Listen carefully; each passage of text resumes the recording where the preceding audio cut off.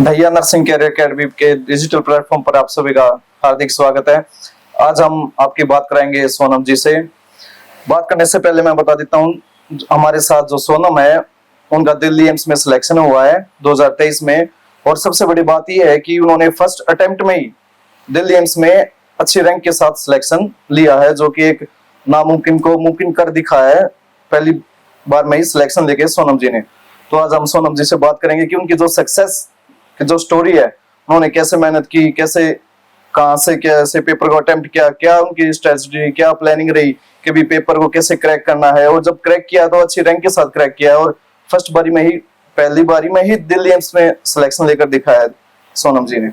तो सोनम जी, हम आपसे पूछना चाहते हैं और जो अपने स्टूडेंट है, जूनियर्स हैं जो आपकी, वो आपसे बात पूछना चाहते हैं कि जो अपने आपकी जो सक्सेस स्टोरी है वो कैसे कहाँ से स्टार्ट हुई, कैसे आपने जो है दिल्ली एम्स में फर्स्ट अटेम्प्ट में ही दिल्ली एम्स को क्रैक किया है।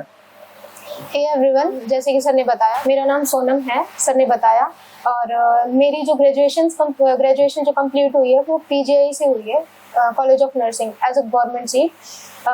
मैंने जो प्रिपरेशन स्टार्ट की थी वो एग्जैक्ट फाइनल ईयर में स्टार्ट कर दी थी। फाइनल ईयर में मैंने सीनियर्स के गाइडेंस में, कोचिंग का थोड़ा बहुत जितना भी गाइडेंस मेरे पास था, मैंने उसके अकॉर्डिंग अपनी प्रिपरेशन अपने अकॉर्डिंग स्टार्ट कर दी थी। जितना मैं बेसिक कंप्लीट कर सकती थी, कंसेप्ट बना सकती थी, वो मैंने स्टार्ट किया था। लेकिन लास्ट में आते आते जैसे ही हमारी इंटर्नशिप स्टार्ट हुई थी, इंटर्नशिप स्टार्ट होते होते यहाँ पे दहिया नर्सिंग कैरियर अकेडमी पे एक न्यू बैच स्टार्ट हुआ था। न्यू बैच जैसे ही स्टार्ट हुआ तो हम सर से मिले थे। सर ने हमें बहुत गाइड किया। उस टाइम पे सर ने बताया था कि अभी से अगर तुम कोचिंग ज्वाइन करते हो तो तुम्हारा बहुत बेनिफिट होगा, क्योंकि जिस टाइम पे बच्चे नोट्स बनाएंगे उस टाइम पे हमारे पास नोट्स अवेलेबल होंगे और उस टाइम पे हम सेल्फ स्टडी प्रिपेयर करेंगे, अच्छे से हम प्रिपेयर कर लेंगे नोट सेट के लिए। तो उस टाइम पे 15 अक्टूबर से मैंने यहाँ पे Dahiya nursing career academy join की थी और तभी से मैंने अपनी स्टार्टिंग कर दी थी मेरे इस गोल को अचीव करने के लिए। जब आपने यहाँ पे आप आए कोचिंग में, किसी सीनियर्स के माध्यम से आए थे सोनम, या फिर आपने कैसे चूज किया दहिया नर्सिंग अकेडमी को? क्या रीजन है जो आपने दहिया अकेडमी को चूज किया? एक्चुअली जब मैं थर्ड ईयर में थी तो ये कोचिंग नई नई स्टार्ट हुई थी, तो इन्होंने मेगा टेस्ट स्टार्ट किया था। उस टाइम पे मैं जस्ट एक मेगा टेस्ट देने आई थी जिसमें मेरा 12th रैंक आया था। लेकिन उस टाइम पे सर ने थर्ड ईयर में ही हमें इतना मोटिवेट कर दिया था कि जैसे ही तुम अभी स्टार्ट करोगे, अभी थोड़े बहुत कॉन्सेप्ट्स बनाओगे, बेसिक स्टार्ट करोगे तो तुम्हारा बहुत बेनिफिट होगा, ऐसे होगा। तो उस टाइम पे हमने इस अकेडमी पे कदम रखा था, मतलब मेगा टेस्ट के थ्रू रखा था। मेगा टेस्ट फिर 2-3 मैंने यहाँ दिए, फाइनल ईयर तक दिए, फिर लास्ट में आते आते मैंने यहाँ पे ज्वाइन ही कर लिया था। वैसे किसी सीनियर ने मुझे गाइड नहीं किया था क्योंकि ये कोचिंग नई खुली थी और नई थी, तो मेगा टेस्ट के थ्रू ही मैं इधर आई थी और सर की गाइडेंस ने मुझे यहाँ पे। जब आपने एकेडमी ज्वाइन की, ज्वाइन करने के बाद जो है आप जो हमने बताया था आपको कि भी ऐसे फैकल्टी मिलेगी, क्या वो 100% वही थी या फिर उसमें कुछ कहीं ना कहीं कोई जोल था, या कैसा क्या लगा जब आपने कोचिंग स्टार्ट की और लास्ट तक एग्जाम तक जो रहा आपका मेहनत का, जो कैसे क्या मेहनत की, एक बार वो बच्चे जानना चाहते हैं कि भी कैसे मेहनत की आपने? फिर एक्चुअली स्टार्टिंग में आते ही हमें बताया गया था कि राजस्थान की फैकल्टी आई है, बनारस से आई है, मतलब हर एक टीचर जो है वो एम्स में पोस्टेड है, कहीं ना कहीं वेल सेटल्ड है। तो आपने ये बताया था हमें, तो फिर हमने जैसे ही क्लास स्टार्ट की, फर्स्ट क्लास जैसे ही मैंने अंकित सर की क्लास ली थी, तो आपने जैसे बताया था वो उनसे कहीं ज्यादा आगे निकले। मतलब बहुत अच्छा उन्होंने पढ़ाया था, नोट्स, हर एक कंटेंट, मतलब एक चीज की भी कमी नहीं थी। उसके बाद बीपी सर आए थे जो ओबीजी पढ़ाते थे हमें। मतलब जितने भी टीचर्स आए हैं, जितना हमें बताया गया था उससे कहीं ज्यादा ही मिला है हमें। कम तो हमें किसी भी हाल में मिला ही नहीं, कहीं ज्यादा मिला है, क्योंकि उन्हें एनक्लेक्स की हर बुक की वो, क्योंकि वो थ्योरी जो करवाते हैं वो 20 बुक को इकट्ठा करके उसके बाद बनवाते हैं। तो हमें ज्यादा एफर्ट्स की जरूरत नहीं पड़ी यहाँ के कंटेंट के लिए, क्योंकि टीचर्स ही यहाँ पे इतना ज्यादा एफर्ट्स लगाते हैं। 110% अगर मैं बोलूँ तो इतना ज्यादा एफर्ट्स देते हैं, दिल से एफर्ट्स देते हैं, इसीलिए हमारा सिलेक्शन हुआ। टीचर्स तो दी बेस्ट है यहाँ के। वो जो टीचर ने आपको जो कंटेंट प्रोवाइड कराया उसका एग्जाम के अंदर कोई बेनिफिट हुआ या नहीं हुआ, कैसे क्या रहा? टेस्ट कहीं पे काम आए या नहीं आए, या फिर जो है क्लास का एनवायरनमेंट कैसे क्या रहा? सर हमारा ऐसा सा था कि टीचर्स जो कंटेंट लिखवाते थे, जैसे कि मैंने बताया कि 20 बुक से कलेक्ट करके वो लिखवाते थे, और जैसे कि हमें पता है हर टीचर को 5 से 6 साल का एक्सपीरियंस है नॉर्सेट का, तो उन्हें हर चीज का पता है, कहाँ से कौन सा क्वेश्चन बनेगा, किस बुक से कौन सा क्वेश्चन, कौन से पॉइंट से। इवन जो हाईलाइटेड पॉइंट्स थे वो भी हमारे एग्जाम में, अगर हमारे नॉर्सेट में 2023 में 120 से 130 क्वेश्चन हमारे कंटेंट से थे। 120 से 130 हाँ क्वेश्चन जी, जो आप बता रहे 120 कि से कंटेंट 130। से। हाँ जी, टीचर्स के कंटेंट से ही थे, कुछ भी बाहर से नहीं था। एक्स्ट्रा तो बच्चे को भी एफर्ट्स लगाने पड़ते हैं, लेकिन यहाँ पे मैं बोल रही हूँ कि बच्चों से ज्यादा टीचर्स का यहाँ पे रोल है। और जैसे कि आपने पूछा एनवायरनमेंट का, एनवायरनमेंट में हमें कोई कमी नहीं लगी।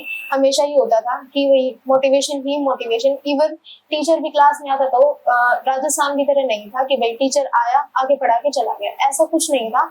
हमारे यहाँ पे टीचर पहले आके सबसे पहले गाइड ही करते थे, मोटिवेट करते थे कि कल का पढ़ा सुना, आगे पहले टीचर बच्चों को ऑब्जर्व किया, इवेल्युएट किया उन्होंने, फिर उसके बाद हमें गाइड किया, उसके बाद वो टॉपिक स्टार्ट करते थे। बीच बीच में जब भी कोई बच्चा मोटिवेशन जिसका लूज होता दिखा, कम होता दिखा, उन्होंने हर पॉइंट पे उन्हें गाइड किया है।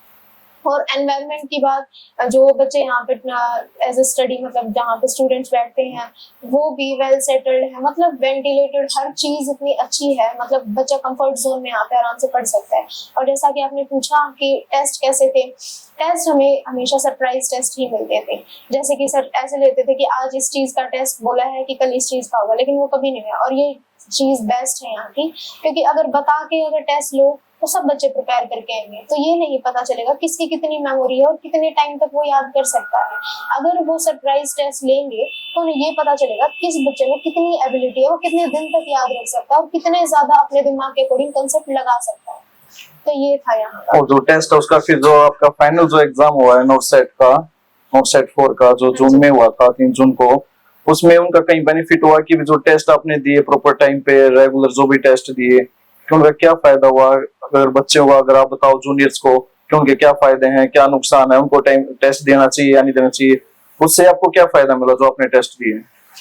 जो मैंने यहाँ टेस्ट दिए थे, मैंने एक सिंगल टेस्ट मिस नहीं किया, चाहे मुझे आता हो, चाहे मेरी प्रिपरेशन हो या ना हो, मैंने हर एक टेस्ट दिया, चाहे मेरे उसमें रैंक फर्स्ट आया हो या फिर 10th आया हो, पर मैंने दिया है। उस टेस्ट का फायदा ये होता था, जरूरी नहीं कि सेम टू सेम क्वेश्चन उठ के नॉट सेट में आए, लेकिन ये है कि वो जो क्वेश्चन होते हैं ना, जो यहाँ पे टेस्ट होते हैं, वो एक नीट पीजी लेवल के होते हैं, नीट पीजी लेवल के, मतलब एनक्लेक्स टाइप के, जिसमें बच्चे के ना कंसेप्ट लगे, दिमाग घूमे। क्योंकि पीआर टारगेट हर एक बच्चा पढ़ता है, हर एक बच्चे को उसकी नॉलेज होती है, लेकिन अगर हम नॉर्शट के अकॉर्डिंग अपने कंसेप्ट्स को घुमाना सीख गए, देन उसके बाद नॉर्शट कोई हमसे छीन नहीं सकता सिलेक्शन। और वो चीज यहाँ पे मैंने देखी, हर एक टेस्ट में अगर हम कंसेप्ट लगा रहे हैं तो हमारा रैंक भी आया है और हमने आज सिलेक्शन भी लिया है। इसीलिए टेस्ट तो यहाँ का बहुत मस्ट है, चाहे आता हो चाहे ना आता हो। Good, okay. और इसके बाद जैसे आपने जो पता चला कि भी सितंबर में जो आप तैयारी कर रहे थे कि सितंबर में एग्जाम होगा, लेकिन एकदम अचानक से जो है 3 जून की डेट आ गई, तो उसको फिर कैसे क्या फेस किया, फिर कैसे क्या प्लानिंग की आपने, कैसे क्या तैयारी की, उसके बारे में आप बच्चों को कैसे क्या बताओगे? क्योंकि ऐसा कभी भी हो सकता है, जैसे नोट सेट है, इसका कुछ नहीं पता कब कैसे क्या कंडक्ट कर ले एग्जाम और क्या स्थिति पैदा कर दे बच्चों के सामने, तो उसको कैसे फेस करना चाहिए। आज आपके साथ हुआ है, कल जो और बच्चे हैं, आपके जूनियर्स हैं, आपके फ्रेंड है जो जिनका किसी का अभी सिलेक्शन नहीं हुआ, तो आप उनको क्या मैसेज देना चाहोगे कि भी कैसे क्या तैयारी करनी चाहिए, क्या नहीं अगर ऐसी कंडीशन जिस आती है टाइम तो? पे मुझे नॉट सेट का ये 3 जून का जो एग्जाम था, उस टाइम पे मैं घर पे थी, और जब मेरे को ये पता चला था तो मैं भी एकदम से शॉक में चली गई थी कि भाई कैसे होगा क्या होगा, क्योंकि एग्जैक्ट 2 महीने थे हमारे पास, और 3 तारीख को ही हमारे पास 2 महीने पहले एग्जैक्ट नोटिस आया था। 2 महीने में एग्जैक्ट हमें पूरा सिलेबस कवर अप करना था। उस चीज का मैं बहुत बहुत थैंक यू बोलूंगी आपको कि क्योंकि हम अक्टूबर में जब आए थे तो ऑलमोस्ट सिलेबस जो मेन सब्जेक्ट होता है एमएसएन, वो ऑलमोस्ट हमारा कंप्लीट हो चुका था। अगर वो ना होता तो हमें प्रॉब्लम होती, लेकिन वो आपने पहले ही कवर अप करवा दिया था। और इस कोचिंग पे ये होता है कि जो मेन सब्जेक्ट होते हैं ना, वो पहले ही कवर अप करवाए जाते हैं ताकि वो स्कोरिंग और बढ़ा सके नोट सेट में। जिस टाइम पे मुझे पता चला था तो मैंने सोच लिया था कि अभी सेल्फ स्टडी ही ज्यादा बेटर रहेगी। सेल्फ स्टडी जब हमने लाइब्रेरी जाना स्टार्ट किया तो उस टाइम पे हमने एक शेड्यूल बनाया था कि इतने दिन में एमएसएन कंप्लीट करनी है, देन इतने दिन में फंडा। पर ये था कि हमने अपने अकॉर्डिंग नहीं बनाया था, उसमें हमने कोचिंग के हर टीचर को इन्वॉल्व करके वो शेड्यूल बनाया था। टीचर से गाइडेंस ली थी हमने, आपसे गाइडेंस ली थी, सर कैसे करें कैसे ना करें, क्योंकि हम इतने ज्यादा प्रोफेशनल या फिर एक्सपीरियंस नहीं थे जितना टीचर्स को और आपको एक्सपीरियंस है इस चीज का। तो इसीलिए हमने आपको शेड्यूल के बारे में पूछा, सर कैसे क्या करें, पहले कौन सा सब्जेक्ट करें। इवन आपने तो पूरा शेड्यूल हमें बना के दिया था कि ऐसे प्रिपेयर करना, और उस शेड्यूल के अकॉर्डिंग ही हम चले थे, टाइम टेबल के अकॉर्डिंग। तो उस टाइम पे हमने, अगर वो शेड्यूल नहीं होता तो शायद हमारा सिलेक्शन नहीं होता। तो उस टाइम पे जो आपने बनाया था उसके अकॉर्डिंग हम बिल्कुल एग्जैक्ट चले थे और आज आपकी वजह से हमारा सिलेक्शन डेफिनेटली हो गया। वो तो आपका बड़प्पन है, नहीं तो जो भी है मेहनत आप लोगों की है, जो भी बच्चों की रैंक आई है कि लियंस में कम से कम 12 से 13 बच्चों का यहाँ से अपने अकेडमी से सिलेक्शन हुआ है। ऐसे कोई भी नहीं जहाँ से इतने बच्चों का सिलेक्शन हुआ हो, और वो आप बेहतर जानते हैं इस बारे में। बिल्कुल। और जैसे आपने जो एग्जाम कैसे कंडक्ट करना चाहिए बच्चों को, उसके बारे में आप कैसे क्या बच्चों को बताना चाहेंगे कि भी, क्योंकि आपने तो एग्जाम फेस किया है और जो जूनियर्स हैं वो फर्स्ट अटेम्प्ट अगर करेंगे, एग्जाम कंडक्ट करेंगे पहली बार, जो आपके सामने प्रॉब्लम आई वो आप उनको कैसे शेयर करोगे कि भी कैसे एग्जाम को कंडक्ट करना चाहिए, क्या गलती आपने की, वो आप कैसे क्या बताना चाहोगे बच्चों को? मेरे साथ ऐसा हुआ था, नॉर्सेट का जब एग्जाम था मेरे को पता था कि मेरे को एंजाइटी बहुत ज्यादा होती है, मेरे को स्टार्टिंग से ही होती थी। तो मैं स्टार्टिंग में आते ही आपको बताया था सर मेरे को एंजाइटी बहुत होती है, ये कंट्रोल करनी है मेरे को, मैं सिलेक्शन ले लूंगी पर ये एंजाइटी कंट्रोल करवा दो। लास्ट में क्या हुआ था, लास्ट में आपने जब बीजिंग बचे थे तो बीजिंग में आपने पूरा 200 नंबर का पूरा पेपर लिया था, 3 से 4 बार लिया। तो मैं फर्स्ट टाइम में मेरी फर्स्ट रैंक। सेकंड एग्जाम जो आपने लिया, सेकंड टाइम पे क्या हुआ, मैंने 10 मिनट वो एग्जाम दिया। 10 मिनट में मेरे को इतनी जबरदस्त एंजाइटी हुई कि मुझे कुछ नहीं आ रहा, और जिसमें मैं पूरा सिलेबस कंप्लीट कर चुकी हूँ। उस टाइम पे मुझे ये लगा कि अगर ये हालत मेरी हो तो फाइनल में मेरा क्या होगा। उस टाइम पे मैंने पेपर उधर ही छोड़ दिया था, और आप आए थे, आपने बोला था कि अगर ऐसा फाइनल में तूने कर दिया तो क्या ही होगा, सिलेक्शन रुक जाएगा सिर्फ एक गलती की वजह से। उस टाइम पे आपने स्पेशल मुझे समझाया कि ऐसे करना है, ऐसे करना है, इस चीज को प्रेशर लेके नहीं करना है, इस क्वेश्चन को थोड़ा सा आराम से ध्यान से सोच के कंसेप्ट लगाओ, क्योंकि ये चीज ऑलरेडी तुम्हारे जो चीज नहीं आती उसको स्किप कर दो, उसमें आगे बढ़ जाओ। हाँ जी, जो चीज मतलब ये है कि अगर नहीं आ रही है उस क्वेश्चन को स्किप करो और नेक्स्ट पे पहुंचो, क्योंकि टाइम बचेगा। एक मतलब टाइम बचाने की जो वो टेक्निक होती है ना, वो भी हमने आपसे ही सीखी थी। उस टाइम पे जब आपने मुझे समझाया कि भाई ऐसे ऐसे तुम एंजाइटी कंट्रोल करो, उस दिन के बाद लिटरली बताने से मेरे को एग्जाम में एंजाइटी नहीं हुई थी। उस दिन से मेरी एंजाइटी बिल्कुल खत्म हो गई। तो हर एक एग्जाम में जो भी एग्जाम दिया आपने उसमें एंजाइटी होती थी? हाँ जी बिल्कुल। जब आपने नॉर्सेट का जो एग्जाम जो गलतियां की, वो क्या क्या गलतियां रही जो ताकि जो बच्चे वो ना करें? मेन गलती जो मैं बता रही हूँ वो मेरे से ये हुई है कि मैं बिल्कुल 140-145 क्वेश्चन तक ठीक गई थी। उसके बाद मैंने टाइम देखा, टाइम मेरे पास 30 मिनट थे बस, और मेरे क्वेश्चन थे अप्रोक्स 55। तो मेरे को ये हो गया कि 55 तो क्रॉस करने पड़ेंगे, एक बार तो नजर मारनी पड़ेगी, और फिर बाद में रिवीजन के लिए टाइम चाहिएगा, मार्क को रिवीजन कर रखे हैं। फिर मैंने उसके बाद थोड़ी स्पीड बढ़ा ली, और स्पीड के चक्कर में मेरी एक्यूरेसी कम हो गई, जो नेगेटिव मार्क्स। हाँ जी, वो नेगेटिव जो काउंट था वो थोड़ा इंक्रीज हो गया उसकी वजह से। यही मेरी मेन गलती रही है। इसीलिए बोलते हैं कि हर एक टेस्ट कोचिंग पे दो, अगर एक एक टेस्ट तुम दे रहे हो तो तुम्हारा टाइम मैनेजमेंट बिल्कुल होगा, डेफिनेटली होगा। यही मेरी बच्चों को जो है ये नेगेटिव मार्किंग कैसे रोकना चाहिए, उनको कैसे क्या करना चाहिए उसके लिए? नेगेटिव मार्किंग के लिए मैं बता रही हूँ कि एनक्लेक्स जब हम सॉल्व करते हैं, फिर कोई भी क्वेश्चन अगर हम करते हैं, पीआर टारगेट जो भी करते हैं, उसमें अगर हम नेगेटिव को कंट्रोल करना है, उसके लिए एक एलिमिनेशन मेथड होता है, वो अप्लाई करना होता है। एलिमिनेशन मेथड कब कंप्लीट होता है, तब अप्लाई कर सकते हैं, वो तब कर सकते हैं जब हमारी कंसेप्ट क्लियर है। मतलब एक ऑप्शन हमने देखा, एक ऑप्शन देखा तो बोला कि नहीं इसमें ये कंसेप्ट नहीं दे चली, तो ऐसे करके दो अगर ऑप्शन हमारे एलिमिनेट हो रहे हैं तो उसके बाद जो दो बचेंगे उसमें भी एलिमिनेशन मेथड अप्लाई करो। उसमें भी एलिमिनेशन मेथड इस टाइप से अप्लाई करना होता है कि भाई एक जो है उसमें तुम अपनी कंसेप्ट लगाओ, अगर वो पॉजिटिव जा रहा है तो दी बेस्ट है, वही आंसर होगा। अगर वो दूसरा नहीं है तो वो कंसेप्ट हट गई, तो वो ऑप्शन ऑटोमेटिक हमारे पास आ जाएगा। तो नेगेटिव को कंट्रोल करने के लिए एक एक कंसेप्ट क्लियर होना चाहिए, ताकि हम एक एक ऑप्शन को डिलीट कर सकते हैं। ये चीज ज्यादा बेटर है। से काफी बच्चे कंफ्यूज रहते हैं कि भी बोलते हैं सर थ्योरी पे ज्यादा फोकस करें या एमसीक्यू पे ज्यादा फोकस करें, कि हमें समझ में नहीं आता। कोई फ्रेंड हमें बताता है कि भाई थ्योरी को छोड़ दो, एमसीक्यू पे ज्यादा फोकस करो, अगर थ्योरी इतना काम नहीं आएगा, कंटेंट इतना काम नहीं आएगा, एमसीक्यू ज्यादा काम आएंगे। तो सबकी अपनी अपनी राय होती है जो बताते हैं। तो आपके अकॉर्डिंग कितनी परसेंटेज थ्योरी की होनी चाहिए, कितनी जो एमसीक्यू को देना चाहिए उसमें? मेरे अकॉर्डिंग 70% थ्योरी और 30% एमसीक्यू, क्योंकि एमसीक्यू वो चीज होती है जो हम सिलेबस के साथ साथ कंप्लीट कर लेते हैं, लेकिन लास्ट में आते आते क्वेश्चन मैंने जैसे बताया कि question same to same line नहीं आती, लास्ट में हमारी कंसेप्ट ही काम आती है, और वो कंसेप्ट हमेशा हमारे कंटेंट से होते हैं जो हमारे टीचर्स ने हमें पढ़ाए हैं।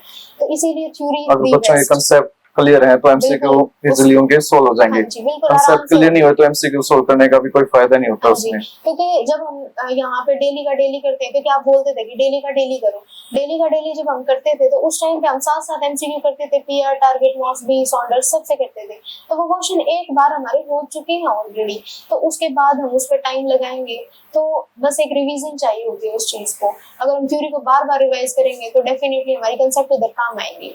और ज्यादातर जो स्टूडेंट है वो ऑनलाइन की तरफ ज्यादा जाते हैं, तो ऑनलाइन और ऑफलाइन में क्या डिफरेंस रहेगा, बेटर कौन सा क्या रहता है, ऑफलाइन या ऑनलाइन? एक्चुअली फाइनल ईयर में क्या हुआ था, मेरे सीनियर से मैंने पूछा था कि भाई ऑफलाइन लूं या ऑनलाइन, क्योंकि मेरे बैच के बच्चे गए थे ऑनलाइन, तो मैंने जब उनसे पूछा था उन्होंने मुझे एक बात बोली थी कि ऑफलाइन जाइए।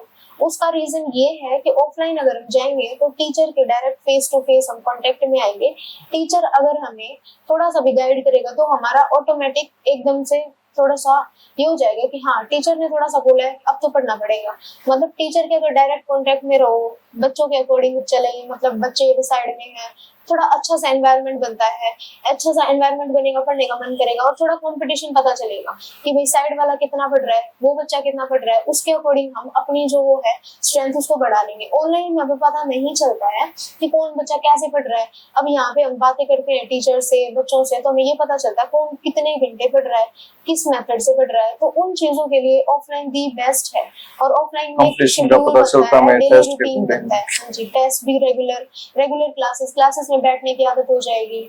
मतलब क्लास में जो हम सुनते हैं ना, ऑनलाइन में इतना ज्यादा नहीं जाता, उसमें सिर्फ हम नोट्स बनाते हैं, लेकिन यहाँ पे हम नोट्स के साथ साथ टीचर की सुनते हैं, क्योंकि यहाँ पे टीचर क्या बोलता है, ये बोलता है कि पहले समझो उसके बाद तुम नोट्स बनाओ, तो इसीलिए पहले समझो उसके बाद नोट्स बनाओ, ये बेस्ट चीज होती है ऑफलाइन की। बहुत से स्टूडेंट होते हैं जो सिर्फ नोट्स बनाने पे ज्यादा फोकस करते हैं, जो समझने पे कम, वो थोड़ा और इसी कारण वो मार खा जाते हैं, हाँ जी। सिलेक्शन में 1-2 नंबर से रह ही जाते हाँ हैं। जी। तो काफी चीजें ऐसी होती हैं जो टीचर समझाता है वो नोट्स में लिखवा नहीं पाते हैं, और चीजें काफी बार वही एग्जाम के अंदर पूछ लेता है एग्जामिनर, क्योंकि एग्जामिनर जो होता है आपके माइंड के साथ ही खेलता है कि बच्चे ने क्या कैसे क्या तैयारी की है। और लास्ट में मैं आपसे ये पूछना चाहता हूँ, जैसे जो आपका सफर रहा 5 से 6 महीने का एकेडमी में, 5 बातें आपकी एकेडमी की सबसे बेस्ट क्या लगी आपको, कि भाई हाँ जो आप बताना चाहो कि सर कितने सफर में ये 5 बातें हैं जो सबसे अच्छी लगी मुझे? सबसे पहले तो आपकी गाइडेंस दी बेस्ट, उसके बाद टीचर्स का मोटिवेशन, टीचर्स का कंटेंट, तीसरी यहाँ का एनवायरनमेंट, चौथी आपका बार बार ऑब्जर्वेशन करना, आपका अमित सर का हर एक टीचर का बार बार ऑब्जर्वेशन करना, उन्हें पूछना कि तुम क्या कर रहे हो, कैसे चल रहा है तैयारी, क्या चल रहा है, मतलब एक एक टाइम पे। और फाइनल बात जो मैं बोलना चाहूंगी सबसे मेन, यहाँ का अटेंडेंस और टेस्ट, यहाँ पे डेली अटेंडेंस जो चीज है दी बेस्ट है, क्योंकि अटेंडेंस अगर दिखती है तो बच्चा रेगुलर भी होगा, रेगुलर के साथ साथ वो रेगुलर टेस्ट भी देगा, तो ये चीज सबसे बेस्ट है कि अटेंडेंस लो और साथ साथ टेस्ट। इवन हमारे साथ क्या होता है, टेस्ट के लिए हम बाहर जाते थे, हमें वापस बुला लिया जाता था कि टेस्ट दो, नहीं तो जाना नहीं है, टेस्ट दिए बिना हम जाते नहीं थे। जो हमारे मतलब ऐसे टेस्ट दो, ये पढ़ो, ये चीज सबसे बेस्ट थी, क्योंकि बच्चे ये सोचते हैं कि भाई हम पता नहीं हमारे से क्या होगा या नहीं, लेकिन ये यहाँ पे कि टीचर्स आप सब ऐसे सोचते हैं कि बच्चे को जितना अच्छे से हम मोटिवेट कर सकते हैं, हम हमारी तरफ से जितना होगा ना 100% वो चीज आप देते हो यहाँ पे, इसीलिए मैं प्रेफर करूंगी join the nursing career academy. Okay. और एक चीज सर ने हमें बताई थी कि जितना भी तुम क्वेश्चंस वगैरह जितने एक्स्ट्रा पॉइंट्स तुम लेते हो, सुमित सर ने आपने बताया था कि जितना तुम एक्स्ट्रा पढ़ते हो, कोई क्वेश्चन तुम्हें एक्स्ट्रा मिलता है फटाफट नोट्स में ऐड कर लो, आपने फर्स्ट डे से हमें समझाया था, और ये चीज हमें बहुत बेनिफिशियल रही, क्योंकि जब सारे के सारे क्वेश्चंस जो एक्स्ट्रा थे, क्योंकि मोस्ट ऑफ क्वेश्चन जो थे हमारे को क्वेश्चंस उससे ही कंटेंट से, लेकिन जो पॉइंट एक्स्ट्रा होता था आपने बोला था कि वो नोट्स में ऐड कर लो, नोट्स में जैसे ही हमने ऐड किया लास्ट में हमें क्वेश्चंस रिवाइज करने की जरूरत ही नहीं पड़ी, क्योंकि कुछ कंटेंट से क्वेश्चन थे और जो एक्स्ट्रा थे वो हमने नोट्स से पढ़ लिए, तो इतना ज्यादा टाइम वेस्ट हमने एमसीक्यू पे किया नहीं, तो थ्योरी ज्यादा बेस्ट रही हमारी। आपने भी बोला था बार बार थ्योरी पढ़ो रिवीजन करो, तो थ्योरी ज्यादा बेटर है। और जो आपके जूनियर्स हैं आप उनके लिए क्या मैसेज देना चाहते हैं कि भी कब से उनको तैयारी करनी चाहिए, कहाँ से तैयारी करनी चाहिए, कि भी क्या बेस्ट रहता है, तो क्योंकि काफी बच्चे जो है एक नहीं दो जगह से जो लेते हैं उनका क्या क्या उनको नुकसान हो सकता है? मैं अपने जूनियर से यही मैसेज देना चाहूंगी कि भाई अगर तैयारी शुरू कर रहे हो तो तुम एक ऐसी चीज बना के आओ, मतलब एक ऐसा बेसिक कंसेप्ट खुद का बना के आओ कोचिंग पे, ताकि तुम्हें वो चीजें फेस ना करनी पड़े जो दूसरे प्राइवेट कॉलेजेस के बच्चे करते हैं। क्योंकि गवर्नमेंट सीट का यही फायदा होता है, तुम खुद से पढ़ते हो, और आजकल तो प्राइवेट भी बहुत ज्यादा पढ़ते हैं बच्चे। पर ये है कि अगर तुम फाइनल ईयर से अपने बेसिक कंप्लीट करके आओगे ना, तो यहाँ पे तुम्हारा ही बेनिफिट होगा, क्योंकि टीचर जो तुम्हें पढ़ाएगा वो तुम ऑलरेडी पढ़ के आए हो, तुम्हारे कंसेप्ट क्लियर है। तो उस टाइम पे जब बच्चे नोट्स बनाएंगे तो तुम वो दिमाग में घुसाओगे वो चीजें कि हाँ ये कंसेप्ट जा रही है, ये कंसेप्ट जा रही है, हमने पहले ही बना रखे हैं नोट्स, पहले याद है हमें।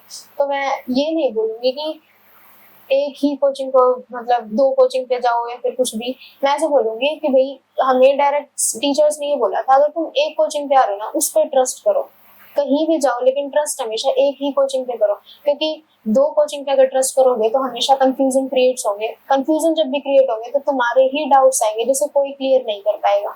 तो मेन चीज ये है कि कोचिंग एक रखो और उसी कोचिंग पे ट्रस्ट बना के रखो और अपने एफर्ट्स 100% दो, डेफिनेटली सिलेक्शन होगा। 2 कोचिंग से कोई फायदा नहीं होगा। ओके, ये थे हमारे साथ सोनम भाटिया जी, जो कि फर्स्ट अटेम्प्ट में इन्होंने दिल्ली एम्स मिला है, और आपने जो है सक्सेस स्टोरी आपने इनकी सुनी।